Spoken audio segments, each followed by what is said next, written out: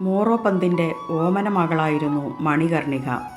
നാനയോടും താന്തിയയോടുമൊപ്പം മരം കയറിയും കുതിരസവാരി നടത്തിയും കളിച്ചു നടന്നവൾ. 13-ാം വയസ്സിൽ ഝാൻസിയിലെ ഗംഗാറാവു എന്ന രാജാവിൻ്റെ 2ാം ഭാര്യയായി. ഝാൻസിയിൽ അവളെ കാത്തിരുന്നത് ഭാരിച്ച ഉത്തരവാദിത്തങ്ങളായിരുന്നു. റാണി ലക്ഷ്മിബായിയായി മാറിയ മണികർണികയ്ക്ക് കാലം മറ്റൊരു നാമം കാത്തുവച്ചിരുന്നു: ഝാൻസി റാണി.